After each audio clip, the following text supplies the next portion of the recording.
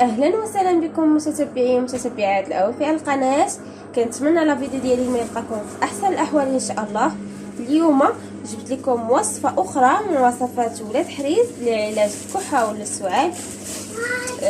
نبداو على بركه الله. بسم الله. هنا عندي كميه من الشريحه تقريبا نص كيلو اولا كيلو الا ربع. غادي نضيف الثومه والقشور ديالها كيف ما كتشوفوا. غادي ندير جوج كركولات على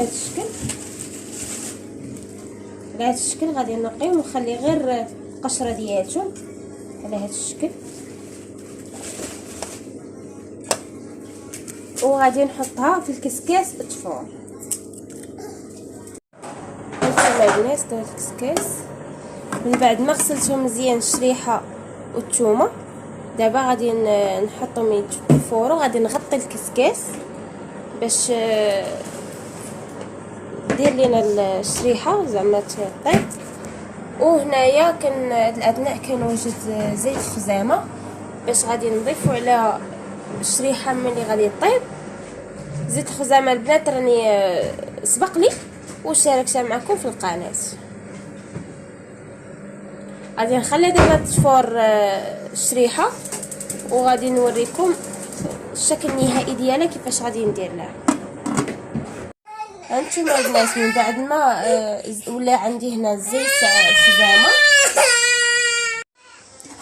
هانتوما الفتيات من بعد ما تبخرات ليا الشريحه ديالي الثومه على هذا الشكل، دابا غادي نقشر الثومه، غنحيد القشره ديالتها وغادي باش غادي نميكسيها. غادي نحيد القشره ديالتها ونحولها لاناء واحد اخر ونرجع معكم ان شاء الله. هانتوما البنات بالنسبه للشريحه غنحيد ليها داك الراس الفوقاني بهذا الشكل اللي هو هذا، غير باش ما يبقاش لينا في الحشوه. هانتوما البنات من بعد ما زودت القشره ديال الثومه، ملي كتبخر البنات راه كتولي بحال الزبده. المهم هنايا غادي ناخذ صفاي باش غادي نصفي زيت الخزامه. هما الاكثريه كيديروا غير زيت العود اولا زيت زيتون، اما الا بغيتو الوصفه تكون افيكاس 100% زيت الخزامه. راه سبق لي ودرت لكم فيديو خاص به. وهاد الوصفه البنات راه ماشي كنجيب لكم وصفات غير هكاك عشوائيه، كنجيب الوصفات اللي موثوق منها، ويعني وصفات قديمه ديال ولاد حريز باش كبروا جدودنا والدينا، باش كبرنا حنا، ولما لا علاش ما نكبروش ولادنا بهاد الوصفات القديمه وطبيعيه بيان سور. المهم هنا صفيت الخزامه ودابا غادي نميكسي هادشي كامل، الخليط ديالي كامل. بسم الله على بركه الله.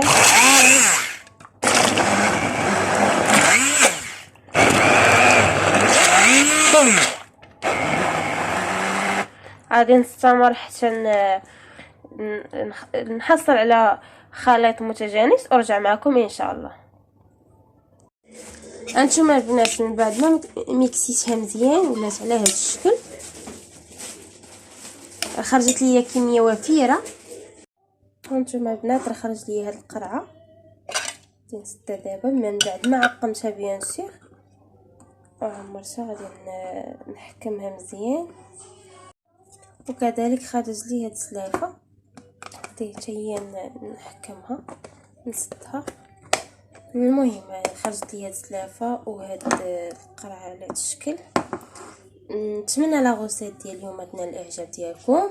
ما تنساوش ديروا لي لايك وتابونوا معايا في القناه. مرحبا بكم.